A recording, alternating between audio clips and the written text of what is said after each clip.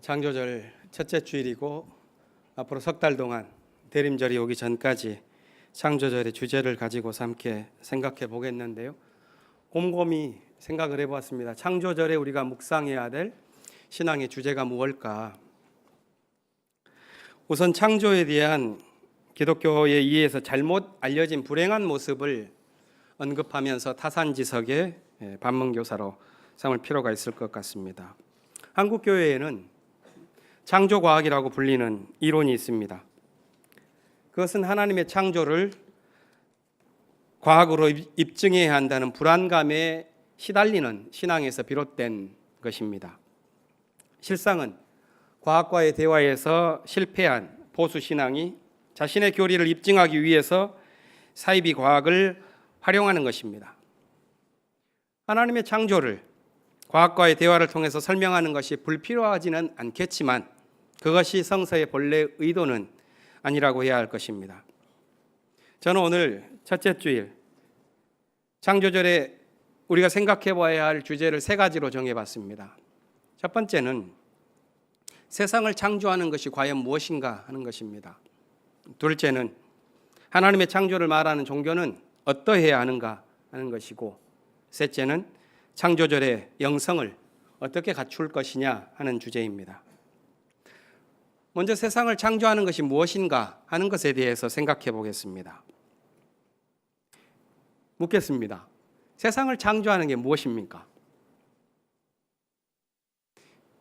이런 질문을 던지면 너무 거창해서 핵심을 보기가 어렵습니다. 그렇기 때문에 질문을 조금 바꿔보겠습니다. 지금 우리의 존재를 구성하는 힘은 어디에서 오는 것입니까? 우리를 지금 무언가가 지어가고 있다면 그것은 무엇이라고 보십니까? 제가 성경의 가르침을 따라 내린 결론을 먼저 말씀드리면 이렇습니다. 우리의 존재를 구성하는 것은 사랑입니다. 그것이 성서가 말하는 창조절의 첫 번째 가르침입니다. 하나님은 사랑이시요 그 은총이 세상을 지어간다는 것이 기독교적 믿음의 출발입니다. 경쟁사회를 살아가는 동안 사람들은 자기 존재를 구성하도록 만드는 동력을 두려움에서 찾는 경우가 있습니다. 어떤 분들은 우리가 맺는 관계 속에서 분노를 활용하여 자기의 존재를 드러내거나 타인을 자기가 원하는 방식으로 지어갈 수 있다고 생각하는 사람이 있습니다. 그러나 두려움이나 분노는 존재를 구성하는 것이라기보다는 파괴하거나 해체하는 것입니다. 그건 역시 변화한 것이기 때문에 무언가 지어지는 것처럼 착각하기 쉽습니다. 하지만 그것은 창조는 아닙니다. 존재를 창조하는 것은 사랑뿐입니다. 아가서는 사랑에 대한 노래를 모아놓은 책입니다. 그런데 왜 이런 사랑에 대한 노래가 성경에 수록되어 있는지 논란이 있습니다. 그런 논란을 세분화해 보면 두 가지입니다. 하나는 아가서에서 들려오는 그 목소리의 주인공이 도대체 누구냐 하는 것이고, 둘째는 이 사랑의 노래가 우리의 신앙의 삶과 도대체 무슨 관련이 있다는 말인가 하는 것입니다. 오늘 본문 역시 사랑하는 임에 대한 동경과 갈망을 말하고 있습니다. 8절부터 11절까지 매 절마다 히브리어 도디, 나의 사랑하는 임이라는 표현이 반복되고 있습니다. 시인은 언덕을 넘어서 달려오는 사랑하는 임을 그리고 있습니다. 그 그리움은 신을 향한 것일 수도 있고 연인을 향한 것일 수도 있고 동지를 향한 것일 수도 있습니다.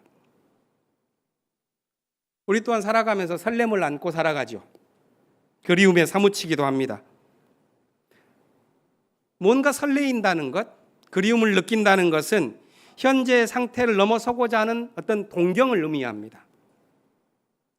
현재의 상태를 넘어서고 하는 것이니까 그리워하는 바로 그것은 지금 여기에는 없는 것이고 지어져야만 할 것입니다. 그런 마음을 갖도록, 우리에게 동경의 마음을 품도록 부르는 것이 있다면 그것이 무엇일까? 저는 바로 그것에 답하는 것이 이 세상이 무엇으로 지어가는 것인가에 대한 답이라고, 질문이라고 봅니다. 규칙에 묶여있는 듯한 이 세계를 넘어서도록 우리를 불러세우는 것, 그것이 무엇인가? 이런 질문을 염두에 두고 아가서를 읽으면 그 해답을 얻게 됩니다. 우리의 존재를 새롭게 구성하도록 이끄는 것이 있다면 그것은 사랑이라는 것 말입니다. 우리가 지니고 있는 믿음이라는 것도 존재를 변화시킨 그 사랑에 대한 경험에 기초합니다.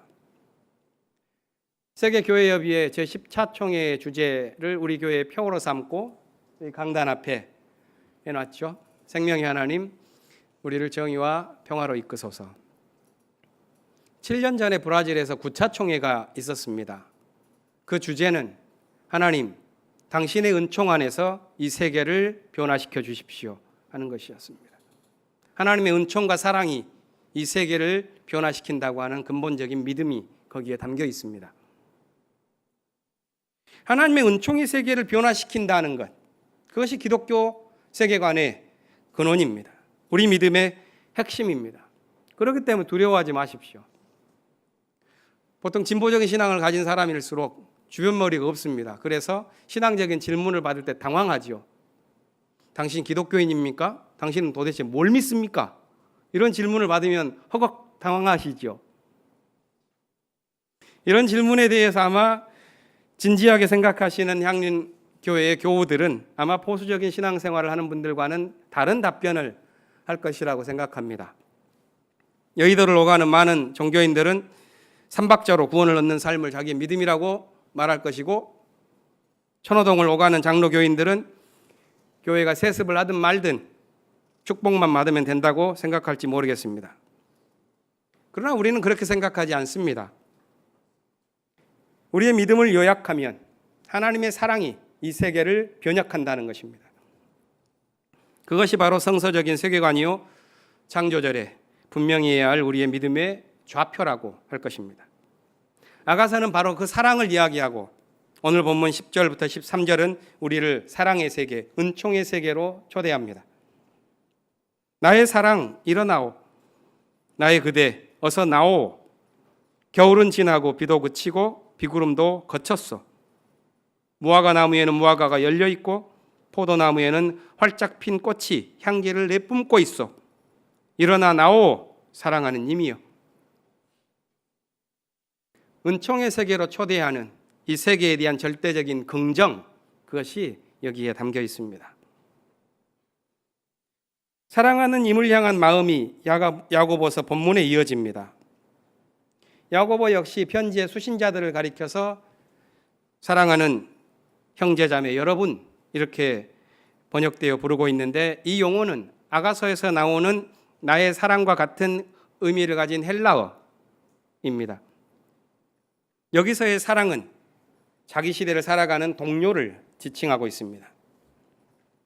세파의 무게를 함께 느끼면서 믿음의 전통을 같이 세워가고 있는 사람들을 여기서 사랑하는 형제자매 여러분, 이렇게 부르고 있는 것이죠. 이들에게 보낸 편지 내용 가운데 오늘 본문은 자신들이 살아가는 이 세계가 어떻게 창조되었는지를 먼저 설명한 다음에 그 세계를 헤쳐나아갈 참된 종교의 모습은 어떠해야 하는가를 가르치고 있습니다. 본문 17절은 당시 그리스 철학의 창조론으로 시작합니다. 이렇죠. 온갖 좋은 선물과 모든 완전한 은사는 위에서, 곧 빛들의 아버지께로부터 내려옵니다. 그리스 철학이 말하는 창조론은 모든 사물이 어떤 근원에서 비롯된다고 보았습니다. 그 근원은 여러 이름을 갖고 있습니다. 빛, 생명, 선, 진리, 이데아, 이런 등의 이름으로 불렸습니다. 이 신적인 근원으로부터 모든 것이 나와서 각자의 모습과 각자의 지위와 위치를 얻는다고 봤습니다. 야고보서 기자는 당시의 세계관을 활용해서 출발하지만 그것과는 다른 종교적인 믿음을 이어갑니다. 그리스 세계관은 각각의 사물이 다양한 모습으로 존재하면서 위계 질서를 이루고 그 질서의 근원을 신에게서 찾았습니다. 언뜻 보면은 모든 것들을 신에게서 찾는 경건한 정신처럼 보이지만 사실은 그것은 차별적인 세계를 용인하는 지배 철학입니다. 명철한 논리 사이에 불결한 사유가 끼어 있습니다. 그리스 철학은 세계를 이렇게 말하는 거지요. 세상에는 다양한 존재가 있다. 어떤 존재는 빛나는 지위를 누리지만 어떤 존재는 그늘진 곳에서 살아간다. 어떤 존재는 자유인으로, 어떤 존재는 노예로 살아간다. 이런 계층적인 질서를 이룬 세계가 창조된 까닭이 어디에 있는가? 바로 그것이 신의 뜻이다. 이렇게 생각하는 거죠. 주인과 노예의 차별을 신이 만들어 놓았다는 것인데, 만일 그렇다면 그런 신은 없느니만 못하고 그런 세계는 안 만들어진 것만 못한 것 아닌가? 야고보서 기자는 그런 주장이 기만적이라고 보았습니다. 그렇기 때문에 오늘 본문이 시작되기 전 16절에서 이렇게 말하죠. 나의 사랑하는 형제 자매 여러분, 속지 마십시오. 그리스 철학의 차별적인 세계관과는 달리 야고보서는 이렇게 말합니다. 아버지께는 이러저러한 변함이나 회전하는 그림자가 없으십니다. 17절 후반부에 이 번역은 적절하지 않기 때문에 사역하면 이렇습니다. 아버지와 함께하는 곳에는 변형이나 변화로 인한 그늘이 없습니다. 이렇게 보는 게 좋습니다. 이 말은 기독교 신학이 자주 오해하는 말인데 야고보서 기자가 하고자 한 말은 신이란 변화가 없는 불변의 존재라 하는 그런 뜻이 아닙니다. 그런 주장은 야고보서 기자의 주장이 아니라 신을 불변의 존재로 이해했던 신학자들의 가설입니다. 13세기의 아리스토텔레스의 철학으로 기독교 세계관을 재구성하려고 했던 중세 신학자 토마스 아퀴나스부터 칼빈을 비롯하여 많은 신학자들이 오늘 본문에 의거해서 신은 변화가 없이 모든 것을 그 안에 품은 불변의 존재라고 가정했습니다. 그러나 야고보서 기자가 말하고자 했던 말은 그것이 아닙니다. 그는 그리스 철학이 당시의 세계에 존재하는 위계질서의 뿌리를 신에게서 찾음으로써 지배체제를 다지려고 했던 그 사상적인 악덕에 맞서려고 한 것이었습니다. 그의 주장은 이것입니다. 위계질서로 인해서 뒤틀리고 변형된 인간관계들, 그런 변화로 인해서 생겨난 삶의 그늘진 어두움의 이유를 결코 신에게서 찾지 말라 하는 것입니다. 그렇다면 다음 물음은 이것이 되겠죠. 모든 것이 차별적인 질서를 이루고 있기 때문에 어떤 이는 귀족으로, 어떤 이는 노예로 태어나서 각자의 신분을 따라 살아가는 이 세계에서 도대체 무슨 생각을 갖고 살아가야 하는가? 18절이 바로 그 질문에 대한 답을 우리에게 줍니다. 18절은 이렇게 말합니다. 그는 뜻을 정하셔서 진리의 말씀으로 우리를 낳아주셨습니다. 그리하여 그는 우리를 피조물 가운데 첫 열매가 되게 하셨습니다. 이것은 모든 존재가 진리의 말씀을 따라 태어났고 하나님께서는 서예를 따라 살아가도록 한 것이 아니라 모두가 피조물 가운데에서 첫 열매가 되어 살아가도록 하셨다는 말입니다. 여기서 첫 열매가 되다는 말도 오해해서는 안 되겠습니다. 왜냐하면 인간으로 하여금 만물의 으뜸이 되어서 온 세상을 자기 마음껏 다스리고 사용해도 된다는 식으로 해석하기도 하기 때문입니다. 그런데 자본주의 세계를 살아오던 기독교인들은 오늘 본문 말씀을 그렇게 개발 독재의 관점에서 해석했습니다. 제2성서에서 첫 열매라고 하는 표현이 8번 나오는데 그 말은 어떤 특권을 부여하는 말이 아니라 뭔가를 향하여 분투하라는 것을 촉구하는 말입니다. 예를 들어서 로마서 8장 23절을 보면 첫 열매란 피조물과 함께 해산의 고통을 겪으면서 새로 태어난 존재를 가리킵니다. 바울은 그런 분투의 좌표로서 부활한 그리스도를 가리켜서 잠든 사람의 첫 열매다 이렇게 표현하기도 했습니다. 요한은 더 나아가서 그런 그리스도를 따라가면서 자신을 더럽히지 않았기 때문에 마침내 구원을 받게 될 사람을 가리켜서 첫 열매라고 표현합니다. 그렇다면 어떻게 해야지 하나님의 뜻을 따라서 첫 열매가 되어 살아갈 수가 있는가? 야고보서 기자는 19절에서 사랑하는 형제 자매의 이름을 다시 부르면서 그 이후에 세 가지의 권면을 주고 있습니다. 첫 번째는 19절부터 21절 말씀입니다. 그것은 온유한 마음으로 자기 마음 속에 심겨져 있는 말씀을 받아들이는 것입니다. 그것은 먼저 참된 자신이 되는 것입니다.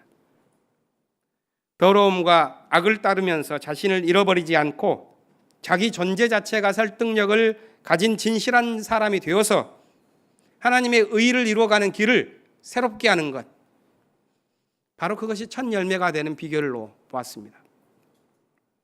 둘째는 22절부터 25절 말씀입니다. 첫 열매가 되는 길은 말씀을 듣기만 하고 행하지 않았기 때문에 마치 자기 자신만 바라보고 살아가는 사람처럼 되지 않고 말씀을 따라서 이루어가는, 행하는 사람이 되는 것입니다. 그것은 자유를 주는 율법이 무엇인지 분별하면서 그 가르침을 구현하기 위해 살아가는 것입니다. 셋째는 그 마지막입니다. 첫 열매가 되기 위해서는 종교의계를 분별하고 헛된 종교에 빠지지 않는 것입니다. 오늘 본문은 헛된 종교를 가리켜 스스로 경건하다고 생각하면서 자기 마음까지도 속이는 말을 함부로 하는 종교를 헛된 종교라고 표현합니다. 그렇다면 하나님 보시기에 깨끗하고 흠이 없는 종교는 무엇인가? 본문은 말하길 흠이 없는 종교는 고난을 겪는 약자들을 돌봐주며 새 속에 물들지 않도록 자신을 지키는 것이라고 말하죠. 이 세상에 완벽한 존재는 없습니다. 그리고 모든 존재는 변해갑니다. 하나님이 창조 행위를 멈추지 않는 이유와 그 증거가 거기에 있습니다. 피조물은 창조적으로 변화해 가면서 자기 몸으로서 하나님의 창조를 증거합니다. 신의 창조를 신뢰하지 않는 종교는 믿기지도 않는 사이비 교리를 숭배하도록 인간의 정신을 마비시키는입니다. 흠결이 있다 할지라도 이 역사를 끊임없이 긍정하면서 이 역사의 표충을 뚫고 새롭게 태어나는 첫 열매를 만들기 위해 힘쓰는 종교가 바로 신의 창조를 신뢰하는 종교입니다. 창조적인 종교는 결코 완벽한 종교가 아닙니다. 흠을 씻어가며 새롭게 지어져가는 종교입니다. 고난을 겪고 있는 사람들에게 다가가기 위해서 자기를 먼저 변화시키고 역사의 첫 열매를 길러내어서 하늘에 바치기 위해서 자신들의 공동체를 세워가는 종교입니다.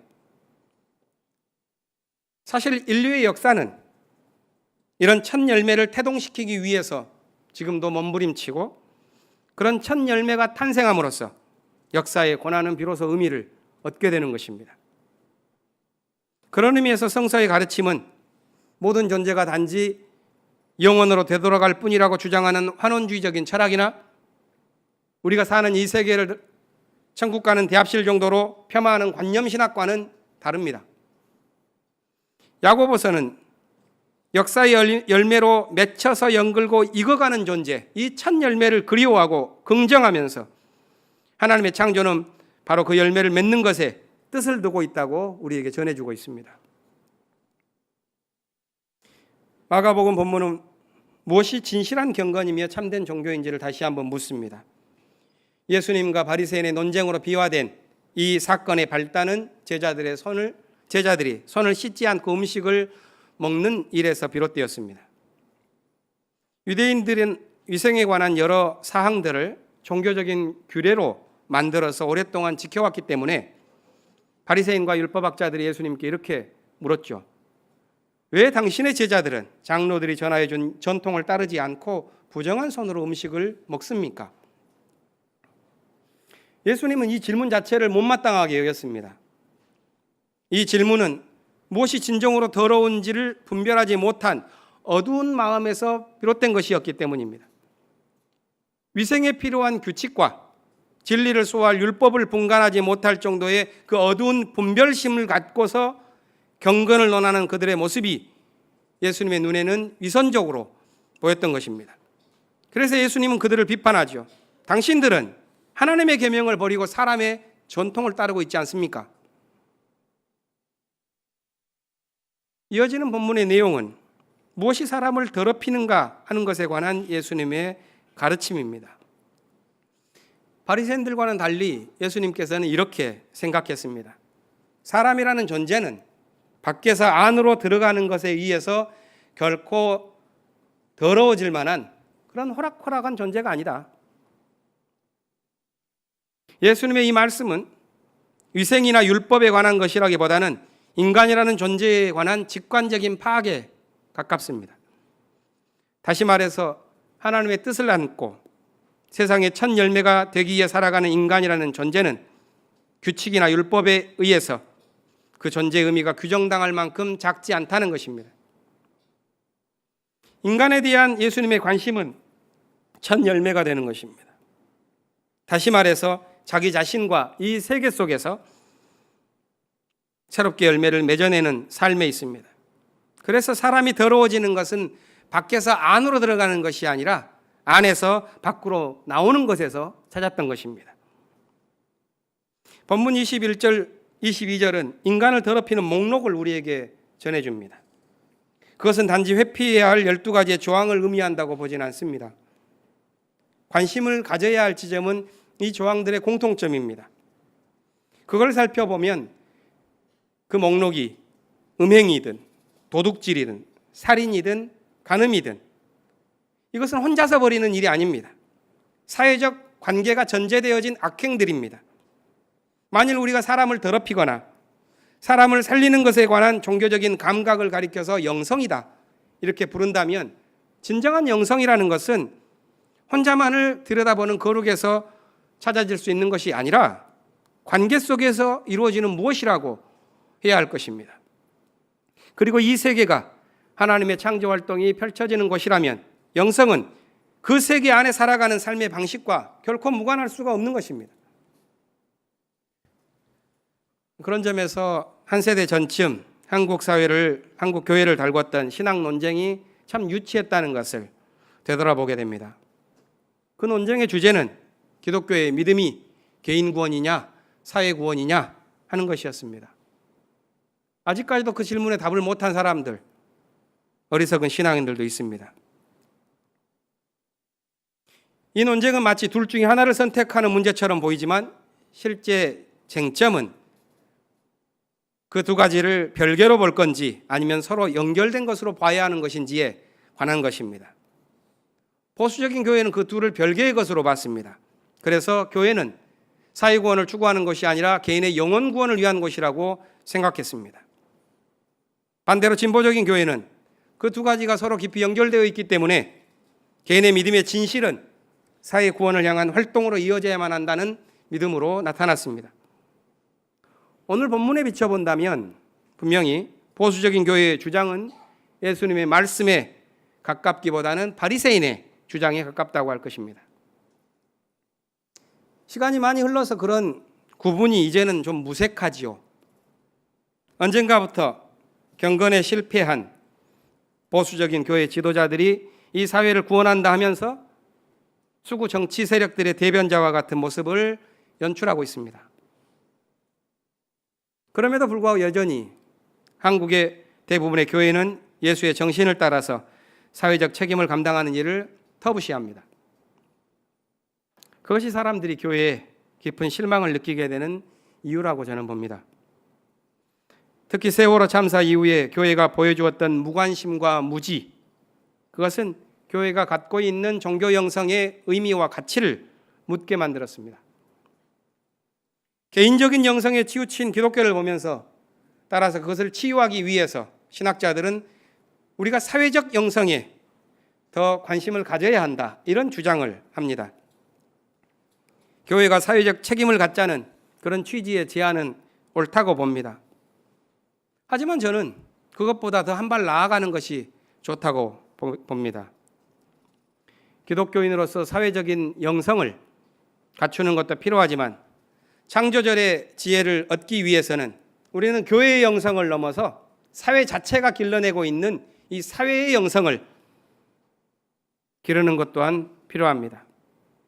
다시 말해서 우리가 기독교인으로서 사회를 향한 사회적 영성만이 아니라 교회를 이미 넘어서 있는 사회의 영성이 있다는 사실을 깨닫고 그것을 체득해야 한다는 말입니다. 어쩌면 저의 이런 말이 기이하게 들릴지 모르겠습니다. 왜냐하면 교회는 그동안 교회 밖에 있는 사회는 세속적인 공간으로서 영성이 없는 곳이라고 여겨왔기 때문입니다.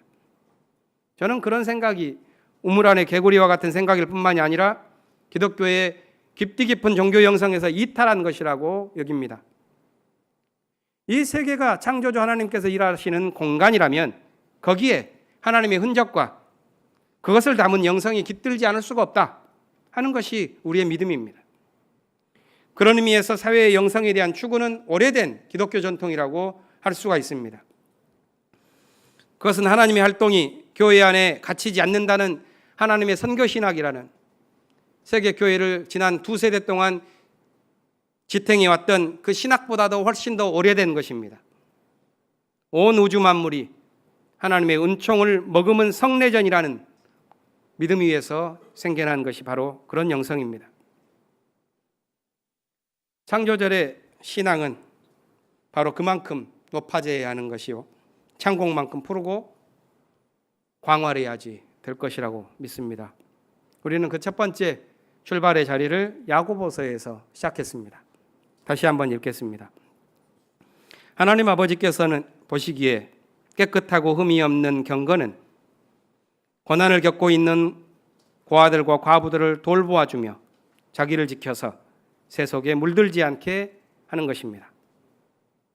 이제 침묵하겠습니다.